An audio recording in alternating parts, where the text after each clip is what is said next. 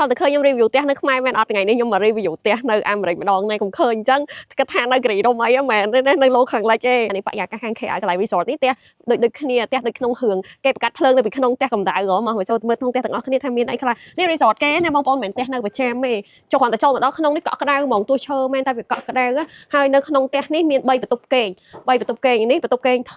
សម្រាប់ខែ2សម្រាប់ខែ2នេះស្អាតទៅណានិយាយទៅ resort នេះគេរៀបចំស្អាតមែនតើមកលក្ខណៈថាឈៀហ្មងហើយក្នុងបន្ទប់នេះមានបន្ទប់ទឹកទេដោយសារថាបន្ទប់ទឹកនៅក្រៅទាំងពីរបន្ទប់នេះបន្ទប់ខែ2ហ្នឹងបន្ទប់ទឹកនៅក្រៅនេះហើយបន្ទប់ទឹកគេអូខេ good និយាយទៅស្អាត clean និយាយទៅស្អាតហ្មងហើយចូលមកដល់នេះក៏ចូលមក25នេះតទទួលភ្ញៀវមួយខ្ញុំកំពុងអង្គុយហើយនៅនេះហេតុអីខ្ញុំនិយាយថាផ្ទះដោយសារថាមានសពគ្រប់ដូចនៅផ្ទះចឹងមានតុបាយមានចក្រានហើយចក្រានហ្នឹងចូលមកភ្លាមហ្នឹងក៏គេឲ្យសាប៊ូលាងចានមកយើងសម្ភារៈប្រើប្រាស់មានទាំងសុភាមានទាំងនិយាយទៅទាំងឆ្នាំងទាំងអីមកឲ្យយើងសពគ្រប់ហ្មងបងប្អូនម៉ាស៊ីនដុតម៉ាស៊ីនអីហ្នឹងមានមកឈុតទូទឹកកកមិនថាមានតែទូទឹកកកឲ្យមានដល់ម៉ាស៊ីនបោកអាវម៉ាស៊ីនសម្ងួរទៀតនិយាយទៅខ្ញុំនិយាយថាផ្ទះគឺអត់ខុសអីដោយសារថាគឺមានសពគ្រប់ដូចនៅផ្ទះហ្មងហើយនេះខាងក្រោយផ្ទះអូម៉ាស៊ីនអាំងសាច់ក៏ញ៉ាំនៅក្រៅវេរងដែរបើនេះដោយសារខែត្រជាក់អត់សូវមានស្លឹកឈើមានស្លឹកឈើវិញនឹងស្អាតមួយនេះតែថ្ងៃហ្នឹងមកអត់មាន snow បើមាន snow ក៏ស្អាតដែរបងប្អូនព្រោះពេលដែលមាន snow ទៅ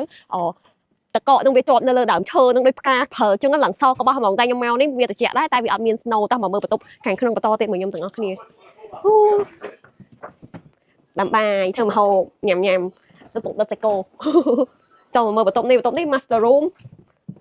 តែយើងនិយាយថា master room ដោយសារថាវាមានបន្ទប់ធំហើយបន្ទប់មួយសិតតែមានទូដាក់ទូទាំងអស់និយាយទៅស្រុកនេះខ្ញុំចូលចិត្តខ្ញុំឃើញបន្ទប់គេងមួយណាក៏មានទូដែរខ្ញុំនិយាយមែនហើយពួកគាត់ចូលចិត្តមើលទូមើលទៅ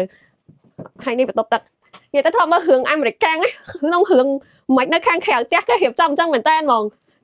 ដូចនិយាយទៅដូចនឹងមើលរឿងនៅក្រៅមិនអញ្ចឹងចាតែពួកគេមើលសិនសួរខ្លួន